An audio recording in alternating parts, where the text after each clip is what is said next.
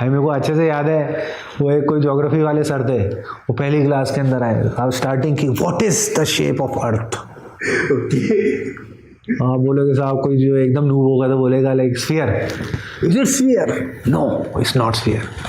जो थोड़े advance level का वो बोलेगा साहब अर्थ स्फीयर नहीं है, इलिप्स इलिप्स का अपना वो रहता है। Is it elliptical, no it's not elliptical, it's geoid.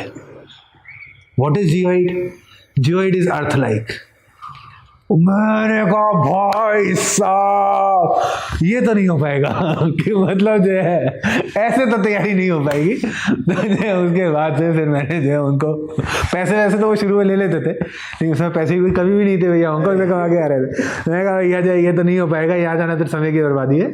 तो फिर मैंने वो क्लास छोड़ छाड़ दी। फिर मैं वहीं पर जो है कुछ टाइम गुड़गांव में रहा था, कुछ टाइम फिर जयपुर आके फिर मैं अपनी पढ़ाई आया से मैंने ये चीज़ सीखी कि इवन इन लाइफ आपको कहीं किसी से कोई कंपटीशन नहीं करना होता, आप खुद अपने सबसे बड़े कॉम्पिटिटर होते हैं। Every day you just need to do your best and get better and better and better.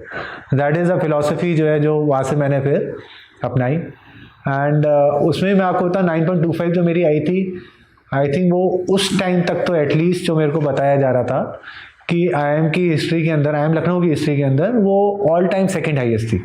9.25 जो है उस टाइम के लिए। तो वहाँ मैंने प्रॉपर जो है पढ़ाई वढ़ाई की। लेकिन फिर भी जो है फाइनली जो मेरा वो जो IIT के पाप थे वो वाला जो चैप्टर क्लोज हुआ, वो फाइनली तब हुआ जब IAS के अंदर मेरी रैंक 1 आई। रैंक 1 के अंदर जाके वहाँ लबासना मसूरी जो हमारी एकेडमी होती है, वहाँ पे देन जो प्रेसिडेंट ऑफ इंडिया थे प्रणब मुखर्जी जी, उन्होंने मेरे को जब गोल्ड मेडल दिया, so that like was the final closure. मेरी जो प्रॉब्लम थी वो थी मेरी एरोगेंस ऐसे मैंने आपको बताया, स्कूल के अंदर हमेशा टॉपर रहते थे और जो है IIT के अंदर 45 रैंक थी कि साहब हम तो जो है बॉर्न जीनियस हैं, भगवान ने हमारे को दिमाग दिया है। जब ईश्वर ने हमारे को दिमाग दे दिया तो हमारे को पढ़ने लिखने की क्या जरूरत है? पढ़ना लिखना तो लेसर मोटल्स का काम है, राइट? आई मीन जैसे पहले रोहित शर्मा के बारे में लाइक 2010-11 में सब नहीं कहते थे टैलेंटेड है टैलेंटेड है टैलेंटेड है, और उस टैलेंट का अचार डालता था क्या? रोहित शर्मा 2011 का वर्ल्ड कप नहीं खेल पाया था because he was so inconsistent. Batsman तो वो उस समय भी उतना ही टैलेंटेड था जितना कि आज है, बट जब उसके बाद में रोहित शर्मा ने अपने आप को अप्लाई किया, मेहनत करना चालू किया, उसके बाद जो है 2014 से जो उसका राइज चालू हुआ।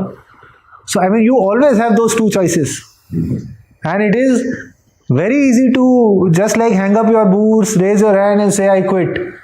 The difficult part is to carry on.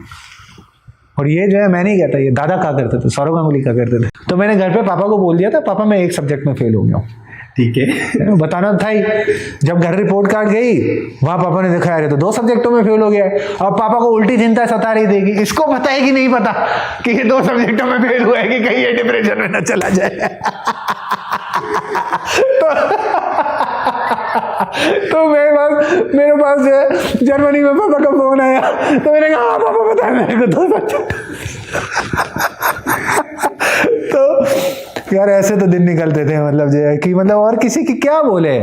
आपका ना लाइफ का सबसे बुरा फेज होता है वो नहीं होता जब आपके जो है आप आपके माँ बाप की आंखों में गिर जाते हो या कोई रिश्तेदारों की आंखों में गिर जाते हो, राइट? बिकॉज आप उनसे फिर भी एस्केप कर सकते हो।